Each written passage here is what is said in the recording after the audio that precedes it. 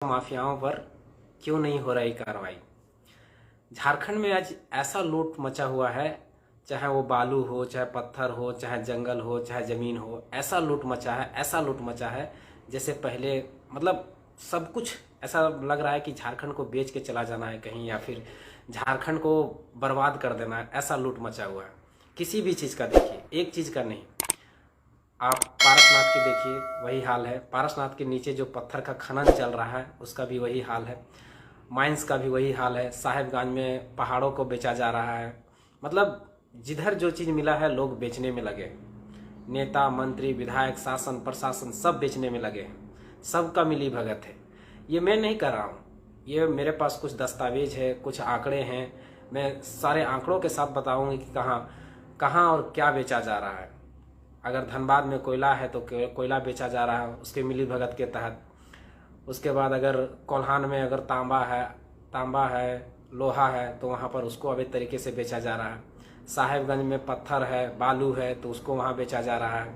पारसनाथ के तराई में पत्थर है तो उन पत्थरों को अवैध खनन करके बेचा जा रहा है। ये मैं आंकड़े कुछ लेकर आया हूँ आज, जिसमें से राज्यपाल महोदय ने कल कहा था। आप सोचिए कि कितना चरम पर लूटखंड मचा होगा झारखंड में कि राज्यपाल महोदय को कहना पड़ रहा है कि झारखंड में कोयला माफियाओं पर क्यों नहीं हो रही कार्रवाई। आप इस अखबार को देख रहे होंगे, इसमें पूरा आंकड़ा है, डाटा है। इसमें लिखा हुआ है कि खरबों का खेल, हजारों का हाथ काले। खरबों का खेल हो रहा है, हजारों के हाथ काले। उसके बाद आगे लिखते हैं कि खनिजों की निगरानी वाले विभागों के बाबू कर रहे हैं उगाई। जो जिनके जिम्मे में खनिज दिया गया है संभालने का, वही कर रहे हैं उगाई। और कई हजारों करोड़ खरबों का खेला हो रहा है, थोड़ा बहुत नहीं। ये एक पेपर कट हुआ। दूसरा दिखा रहे हैं, मनरेगा में जहां हाथ डाला वही निकला घोटाला। जहां हाथ डाला वही निकला घोटाला। पूरा आंकड़े दिए हुए कि कैसे कैसे घोटाला हो रहा है। 52 करोड़ की लूट में छोटे बड़े अफसर सभी शामिल है। 52 करोड़, याद रखिएगा, 52 करोड़ की लूट में छोटे बड़े सभी अफसर शामिल है। और ये एक जिला की कहानी है। 12,000 से ज्यादा शिकायतें और एफआईआर हो चुका है, लेकिन कोई कार्रवाई नहीं हुआ। ये पूरी 24 जिलों का आंकड़ा है। ये देखिए 24 जिला का आंकड़ा है। पूरा लूट मचा हुआ है। ऐसा नहीं झारखंड के एक ही जिला नहीं है, ये पूरा जिला है। उसके बाद आगे है, आगे का आंकड़ा क्या कहता है देखिएगा। वेद दिखा हो रहा है अवैध खनन, 4 पहाड़ हुए गायब, अब 12 का वजूद खतरे में। कितना पहाड़? 4 पहाड़ गायब कर दिए गए। ये आंकड़ा आपका पूरी वेद दिखा रहा है। खनन का कार्य वेद दिखा रहा है, लेकिन वहां अवैध खनन हो रहा है। और 4 के 4 पूरा पहाड़ को गायब कर दिया गया खनन करके उसमें। और 12 में अभी खतरा मंडरा रहा है, मतलब वो भी खत्म होने के कागर पर है। ये आंकड़े बता रहे हैं, मैं नहीं कह रहा हूँ कि मैं कभी तो अनर्गल बातें नहीं करता हूँ। मैं जो प्रूफ रहता है, जो ऑथेंटिक रहता है, उसी पे बातें करता हूँ। आगे ये देखिए, इसमें लिखा हुआ है, कोयला की तस्करी में सब सेट कतरास, बाघमारा, झरिया और निरसा क्षेत्र में जमकर हो रही है चोरी। आप भी देखिए, ये आज के नहीं, डेली छप रहे हैं। इसीलिए राज्यपाल महोदय बार बार कह रहे हैं कि कोयला माफियाओं पर कार्रवाई क्यों नहीं हो रही। समझने वाला विषय है कि झारखंड को ये लोग कहाँ ले जाना चाहते हैं, कहाँ ले जा रहे हैं। पूरा झारखंड को बर्बाद कर दिए। लिख रहा है कि काले सोने का काला कारोबार, राज्य सरकार को रोक के आदेश ऐसी तैसी। पूरे धनबाद में सक्रिय है सिंडिकेट, पूरा सिंडिकेट काम कर रहा है। एक नहीं, सारा नेता, विधायक, मंत्री, शासन, प्रशासन सब मिला हुआ है। इसी का बात उठाए थे टाइगर दल वो किसमें, सिजुआ मेला में। पूरा का पूरा रोक के बाद भी नहीं रुका गोप और गुलाम एंड कंपनी का काम निरसा में। उसके बाद झरिया में दामोदर नदी और टासरा साइडिंग बनी तस्करों का सेफ जोन। सब जगह सब छाप रहे हैं, पेपर वाले आंकड़ों के साथ छाप रहे हैं, लेकिन कोई कार्रवाई नहीं हो रहा है। आप इसमें देखिएगा, इस आंकड़ों को देखिएगा। इसमें जो लिखा हुआ है, इसमें लिखा हुआ है, धनबाद में कोयला तस्करी के सारे रिकॉर्ड टूटे। हर महीने 600 करोड़ रुपए का काला धंधा। हर महीने 600 करोड़, केवल और केवल धनबाद में 600 करोड़, याद रखिएगा, हर महीने। कहां? केवल और केवल धनबाद में। ये सारे रिकॉर्ड टूट रहे हैं। उसके बाद आगे है, आगे लिखता है कि विभिन्न कोलवरियों से हर दिन निकल रहा है 1000 हैवा कोला। मतलब निरसा हो गया, सिंदरी हो गया, कतरास हो गया। एक कोलवरी की बात कह रहा है कि 1000 हैवा कोयला चोरी हो रहा है। 1000, समझिए कि कितना पैसा। मतलब सब पागल हो गया यहाँ के कोयला के पैसा में पूरा पूरी। इसीलिए राज्यपाल महोदय कह रहे हैं कि कोयल माफिया पर क्यों नहीं हो रही कार्रवाई। पूरा ऊपर से नीचे तक सेटिंग है, पूरा सिंडिकेट चल रहा है। यहाँ पर जनता केवल शोषित हो रही है और पूरा लूटखंड मचा हुआ है। उसमें उसके बाद भी आगे का आंकड़ा है, आगे का आंकड़ा कहता है कि धनबाद की, ये देखिए पहले ये देख लीजिए, ये आंकड़ा कहता है कि धनबाद की कोलवरियों से हर दिन 500 हैवा कोयला की अवैध निकासी। धनबाद के कोलवरियों से, एक कोलवरी से 1000 कोयला निकल रहा है, 1000 हैवा, लेकिन 500 उसमें अवैध निकासी हो रहा है, यानी चोरी हो जा रहा है 50%। समझ रहे हैं? 1000 हैवा जहां निकल रहा है हर कोलवरी से, धनबाद के टोटल सिंदरी, कतरास और भी जितना भी है सब मिला के जितना कोलवरी, उसमें 1000 हैवा निकल रहा है डेली, लेकिन उसमें से 500 हैवा कोयला चोरी हो जा रहा है। 500 हैवा का कीमत लगा लीजिए, 50,000 ही मोटा मोटी मान लेते हैं एक हैवा का कीमत, तो कितना कोयला चोरी हो रहा है, कितना पैसा होता है, आप अनुमान आपके साथ दिमाग में भी नहीं हटेगा कि कितना कोयला का पैसा, कितना कोयला चोरी हो रहा है। और आगे भी अगर हम बात करते हैं तो लिख रहा है कि इसमें कोल कंपनियों को हर दिन करीब 10 से 15 करोड़ रुपया घाटा जा रहा है। 10 से 15 करोड़ रुपया एक कॉल कंपनी को, एक जगह पे 10 से 15, यानी कितना रेवेन्यू का घाटा हो रहा है सरकार को आप समझ सकते हैं। केवल एक झरिया है, झरिया कोल वाला है, उसमें केवल 150 कोयला हैवा एक दिन में चोरी हो रहा है, एक कोलवरी में। मैं पूरा धनबाद की नहीं बात कर रहा हूं, कल झरिया में 150 हैवा कोयला डेली चोरी हो रहा है एक में। उसके बाद क्या होता है कि आगे का देखिए, आगे का आंकड़ा भी है, ये आंकड़ा देख लीजिए। इसमें कह रहा है कि कपास पारा आउटसोर्सिंग में अवैध खनन में फिर धसी चाल, 3 लोगों की मौत।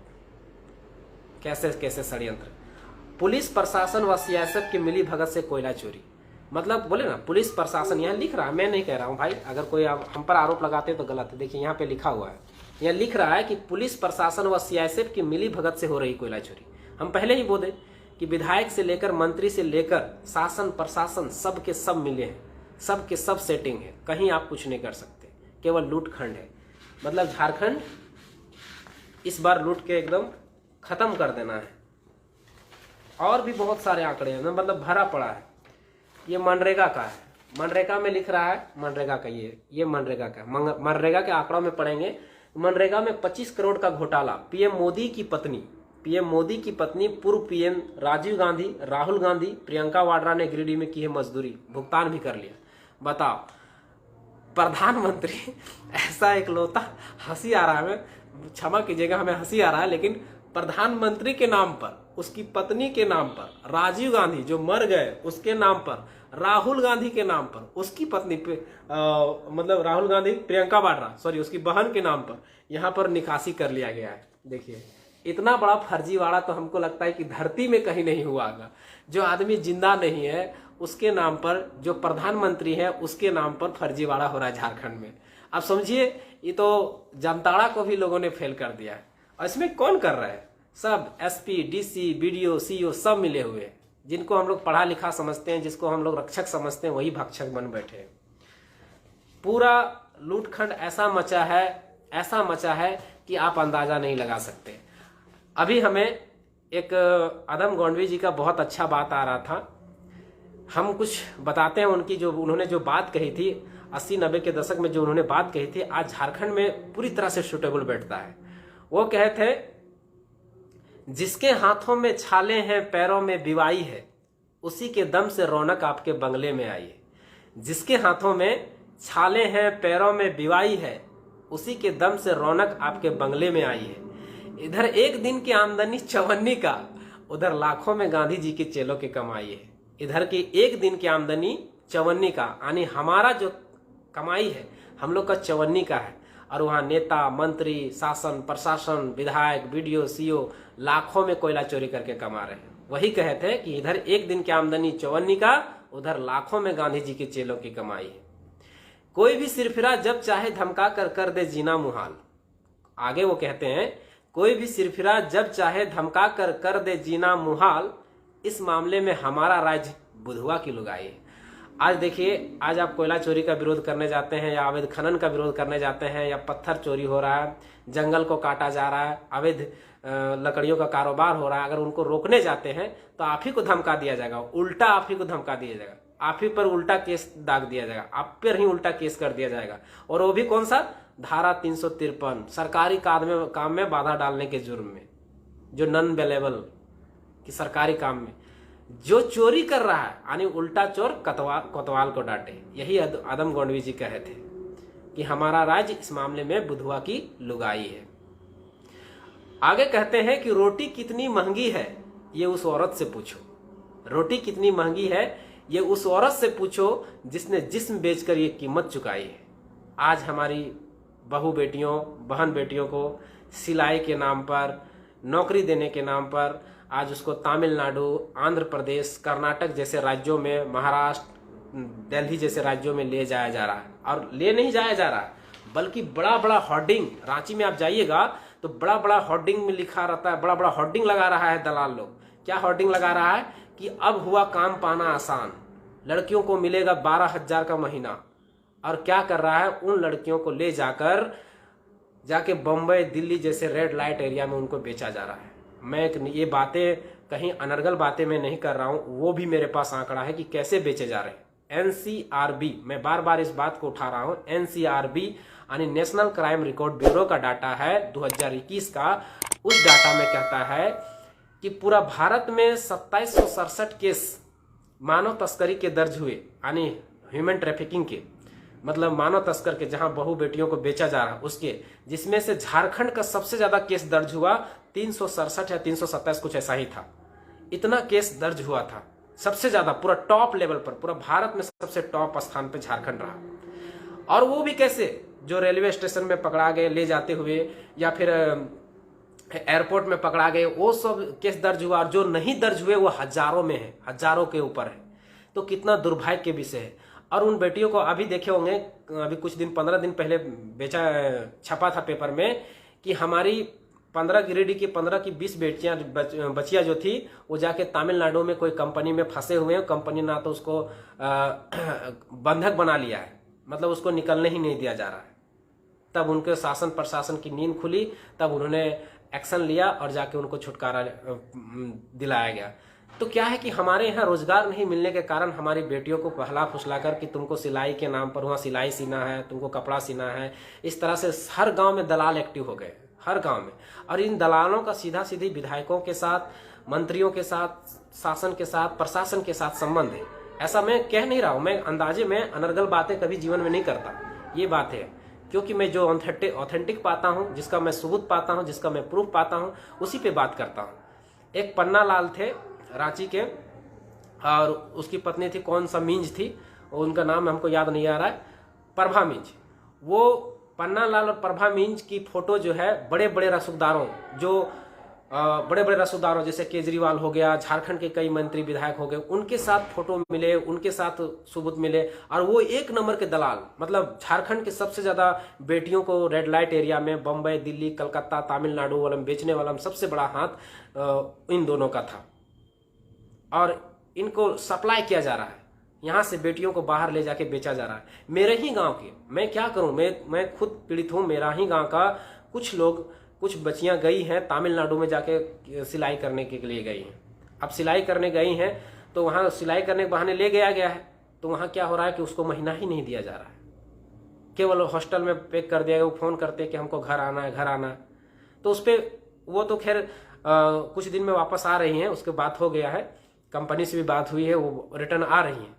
लेकिन जो और भी हैं, जो जैसे खुटी है, गुमला है, लोहरदगा है, इधर का ज्यादातर मानव तस्करी हो रहा है, इधर की ज्यादातर बेटियों को बेचा जा रहा है। क्योंकि हमारी गरीबी के आंकड़े बहुत नीचे स्तर तक जा चुके हैं। हम जहां हमारे झारखंड में 40% खनिज है, वहीं 42% तक गरीबी चल गई है। और उसमें भी बेरोजगारी 12% से बढ़कर 18% तक हो गई है। समझने वाला विषय है। हमारी सरकारें जितनी भी आ रही हैं, बन रही हैं, सब के सब विफल हैं, सब के सब रोजगार देने में विफल है। जबकि हमारे पास रोजगार के और नौकरी का कोई कमी है नहीं। हम मिनरल्स वाला स्टेट है, हम औद्योगिक क्षेत्र वाला स्टेट है, फिर भी हम इतना पिछड़ा क्यों है? हम इतना गरीबी में क्यों जी रहे हैं? हमारे यहाँ इतना रोजगार क्यों नहीं है? समझने वाला विषय। अगर हम गरीब होते तो हम मान सकते थे कि चलो कि हम गरीब ही हैं, हमारा राज्य ही गरीब है तो हमें नौकरी नहीं दे पा रही है। लेकिन नहीं, हम अमीर हैं, लेकिन हमारी जो शासन व्यवस्था है, जो हमारे चलाने वाले नेता मंत्री हैं, वो सही नहीं है। वो कहीं ना कहीं किसी ट्रैप में फंसे हुए, जिसके कारण वैसा एक्शन नहीं ले पा रहे हैं जो हम लोग को करना चाहिए। जैसे स्थानीय नीति परिभाषित नहीं कर पा रहे हैं, नियोजन नीति परिभाषित नहीं कर पा रहे हैं, खनन नीति परिभाषित नहीं कर पा रहे हैं, उद्योग नीति परिभाषित नहीं कर पा रहे हैं। स्थानीय नीति और नियोजन नीति किसी भी राज्य को रोजगार देने का सबसे बड़ा हथियार है। जब तक स्थानीय नीति और नियोजन नीति परिभाषित नहीं होगा, तब तक हम लोग किसी भी कीमत पर रोजगार नहीं दे सकते। ये दो चीजें एक राज्य के सुदृढ़ करने का सबसे बड़ा हथियार है। तो ये सरकारें पूरी तरह से ये दोनों चीजों में विफल है। इसीलिए हम लोग बार बार जोर दे रहे हैं, बार बार कोशिश कर रहे हैं, दबाव दे रहे हैं सरकार पर कि पहले स्थानीय नीति परिभाषित करो कि झारखंडी कौन है, झारखंडी के बाद ये परिभाषित करो, नियोजन नीति बनाओ कि नियोजन नीति में कैसे रोजगार देना है। उसके बाद देखिए रोजगार दीजिए, हमारे पास कमी नहीं है। हमारे पास प्राइवेट सेक्टर में अच्छी खासी नौकरियां हैं, करीब 15 लाख के आसपास, मैंने कह रहा कार्मिक विभाग के डाटा कह रहे 15 लाख के आसपास एम्प्लॉइज हमारे झारखंड में जरूरत है। उसके बाद सरकारी में कम से कम 5 लाख पोस्ट है, 5 लाख और बढ़ेगी, अनुशंसा आने पर बढ़ेगी, मतलब 5 लाख ही मान लेते हैं, जिसमें से 3.5 लाख पोस्ट खाली है। मैं ये बात पहले भी कह चुका हूं और अभी भी कह रहा हूं, 3.5 लाख पोस्ट खाली है केवल और केवल स्थानीय नीति नियोजन नीति नहीं होने के कारण। क्योंकि जितनी भी वैकेंसी होती है वो सारा वैकेंसी कहीं ना कहीं स्थानीय नीति और नियोजन नीति परिभाषित नहीं होने के कारण वो कहीं ना कहीं फंस कर रह जाती है। वो हाई कोर्ट चली जाती है, फिर सुप्रीम कोर्ट चली जाती है। अभी इसका ताजा उदाहरण जो कल परसों रिजल्ट आया है पंचायत सचिव का कब का वैकेंसी है, 2016-17 का। 2016-17 का वैकेंसी सब कुछ होने के बावजूद कब दिया जाता है, यानी 17/2 तो 5-6 साल बाद, यानी 2022 में। 2022 भी खत्म हो गया, उसके बाद दिया जाता है। समझने वाला विषय है, जिस वैकेंसी को ज्वाइनिंग होने में 6 महीना या साल भर का समय लगना चाहिए, वो 6 साल में ज्वाइनिंग होता है। कितना दुखद बात है। सबके सब मतलब यहाँ पर झारखंड में सब लूटने पे लगे हैं, चाहे वो नेता हो, चाहे वो मंत्री हो, चाहे विधायक हो, चाहे सांसद हो, चाहे बीडीओ हो, चाहे सीईओ हो, चाहे डीसी हो। हम किसी एक पे आरोप नहीं लगा रहे। कुछ हो सकते हैं, कुछ ईमानदार हो सकते हैं, लेकिन यहाँ तो 80% हमको लगता है कि पूरी की पूरी करप्ट है। और इसका मैं आंकड़ों के साथ तो मैं बता ही चुका हूं। तो अब आप लोग को देखना है, जागना है। और गलती हमारी भी है कि हम लोग जब भी कोई गलत कार्य होता है तो हम लोग अपना आवाज नहीं उठाते, प्रश्न नहीं करते। नेता मंत्री आते हैं, मनमानी ढंग से काम करके चले जाते हैं, हम कभी सवाल नहीं करते। हम इसका उदाहरण देते हैं। मान लीजिए आपके इलाके में एक रोड बन रहा है, कैसे वो ठेकेदार रोड बना रहा है, चाहे रोड में मोरम की जगह आपको गिट्टी की जगह मोरम बिछा दिया, मोरम के ऊपर अलकतरा की जगह चटा दिया अलकतरा को, लेकिन आप सवाल नहीं करेंगे कि अलकतरा इसमें ज्यादा डालना चाहिए, इसके एवरेज होना चाहिए कि इतना अलकतरा डाला जाए। चाहे आपका स्कूल बन रहा है तो स्कूल में मिलाना चाहिए मसाला 5-1 का, तो वहां मिला दे रहा है 5-10 का, मतलब 10 कढ़ाई बालू 1 कढ़ाई मसाला, जबकि होना चाहिए 5 कढ़ाई बालू 1 कढ़ाई मसाला। और वो क्या वो सड़क रहे या वो स्कूल रहे, 2 सालों में 4 सालों में धस जा रहा है। वो पैसा किसका जा रहा है? पैसा हमारा जा रहा है। वो किसी सरकार का पैसा नहीं है, वो हमारा पैसा है। जिस दिन ये भावना आएगा और जिस दिन हम लोग सवाल करना शुरू कर देंगे और रोक टोक लगाना शुरू कर देंगे, जिस दिन हम लोग विरोध करना शुरू कर देंगे, उस दिन ये सुधार होना शुरू हो जाएगा। अरे गोली थोड़े मार देगा, गोली क्यों मार देगा भाई? हमारा पैसा तो हम सवाल तो करना बनता है ना। अगर कुछ नहीं होता है, मान लीजिए उस टाइम सुधार नहीं होता, लेकिन उसके मन में, उस ठेकेदार के मन में, उस नेता के मन में, उस विधायक के मन में, उस बीडीओ सीईओ के मन में एक डर बैठ जाएगा कि नहीं, अब लोग सवाल करने लगा है, कंप्लेन करने लगा है, तो डर रहेगा, वो बेईमानी उतना नहीं कर पाएगा। और जो रोड बन रहा है उसकी क्वालिटी आप कभी निरीक्षण नहीं करते, कभी सवाल नहीं करते, कभी स्कूल बनता है तो उसका निरीक्षण नहीं करते, चाहे कोई भी सरकारी काम होता है। हम लोग ये बोल देते हैं अरे सरकार का पैसा हमको क्या जाता है। नहीं, सरकार का नहीं, आपका पैसा है। हम इसका उदाहरण देते हैं आपको। आप तेल भरा रहे हैं, डेली गाड़ियों में 100 रुपये का तेल भर रहे हैं, आप उसमें देखिएगा कि आपका कितना जीएसटी लगा है। टोटल 48%, क्योंकि जीएसटी उसमें नहीं लगा, जीएसटी से ऊपर बाहर है, तो उसमें कितना टैक्स लगा हुआ है देखिएगा तो आपका टैक्स का दिमाग चकरा जाएगा। शायद 48% उसमें टैक्स है। 48% टैक्स यानी आप 100 रुपया के तेल में 20 से 30 रुपया खाली टैक्स में पे कर रहे हैं, यानी 100 रुपया 1 लीटर तेल में। अब उतना तो आप रुपया पे कर रहे हैं, वही पैसा सरकारों के पास जा रहा है, वही पैसा रेवेन्यू बन के उनके पास जा रहा है, और वही पैसा सरकार विकास के कार्यों में खर्च करती है। तो पैसा किसका हुआ? आपका हुआ। अगर आप विकास के कार्य नहीं कर सकते तो उसको रोक दीजिए। आपका कम से कम पेट्रोल तो आसान होगा ना। पेट्रोल अगर टैक्स माफ कर दिया जाए तो पेट्रोल का पर लीटर में 60 रुपये लीटर आ जाएगा, 60 रुपये लीटर पेट्रोल आ जाएगा। लेकिन वो टैक्स आप दे रहे हैं उतना महंगा, 40 रुपया बढ़ जा रहा है टैक्स में, यानी 100 रुपया हो जा रहा है केवल टैक्स के कारण। तो उतना आप टैक्स दे रहे हैं, फिर भी सवाल नहीं करते, कह देते कि सरकार का पैसा है। नहीं, जितना भी सरकारी संपत्ति है वो आपका पैसा है। और सवाल करना सीखिए। अरे बीडीओ, सीईओ, सांसद ये कोई भगवान नहीं है, ये हमारे नौकर हैं, ये जनता के नौकर हैं। लोकतंत्र में जनता सर्वोपरि है और जनता के ये लोग नौकर हैं। नौकर यहाँ मालिक बन गया है, इस कारण से ये चीजें हो रही हैं। तो इस चीज पे सवाल जब तक नहीं कीजिएगा तब तक हमारे पे सुधार नहीं हो सकता। एक मैं बता रहा हूं, मैं जयराम महतो और मोतीलाल महतो कुछ नहीं कर सकता। सबको योद्धा बनना पड़ेगा, सबको एक सैनिक बनना पड़ेगा, सबको एक राज्य का सच्चा सिपाही बनना पड़ेगा और सवाल करना पड़ेगा। चाहे वो मुखिया हो, चाहे पंचायत समिति हो, चाहे कहीं विधायक कहे नहीं हो, कहे मंत्री कहे नहीं हो, वही बात को मैं बार बार कह रहा हूँ। हम लोग सवाल नहीं करते, इसलिए लोग मनमाने ढंग से करते चले जाते हैं। कुछ भी हुआ विरोध तो कीजिए एक बार। कुछ पुल ही बन रहा है, अगर गलत तरीके से बन रहा है तो विरोध कीजिए कि भैया इसमें मसाला कम पड़ रहा है, इसको ज़्यादा मसाला मिलना चाहिए, ज़्यादा सीमेंट मिलना चाहिए। ये रोड बन रहा है, इसमें रोड गलत बन रहा है, तो विरोध ही नहीं करते, सवाल ही नहीं करते, जिस कारण से मनमानी करके निकल जाते हैं। उसमें भी सेटिंग है। 40% कोई रोड बन रहा है तो उसमें 30 या 40% विधायक को चला जाता है। मतलब 100 रुपया का कोई काम हो रहा है तो 100 करोड़ का मान लेते हैं, 100 करोड़ का अगर कोई काम हो रहा है तो उसमें से 30% यानी 30 करोड़ चल जा रहा है आपका विधायक का, 10% चल जा रहा है बीडीओ, सीईओ, बड़ा बाबू का, ये सब मिल के 7% बीडीओ का, 2% इसका, 2% उसका, इस तरह से करके 10% बटा जा रहा है, हो रहा है 40%। अब 40% बचा, 60% में कार्य करना है, 60% में जंगल वालों को भी देना है। तो ये सारी चीजें हैं कि ये सारी चीजें आप जंगल वाले भी कहते हैं कि भैया बीडीओ को दे रहे हो, सीईओ को दे रहे हो, विधायक को दे रहे हो, तो हमको देने में क्या दिक्कत है, हमको भी देना पड़ेगा। बात भी सही कह रहे हैं भैया। तो पहले बीडीओ, सीईओ और विधायक वाला रोके, जो हम दे रहे हैं कमीशन, क्यों दे भाई, क्यों दे?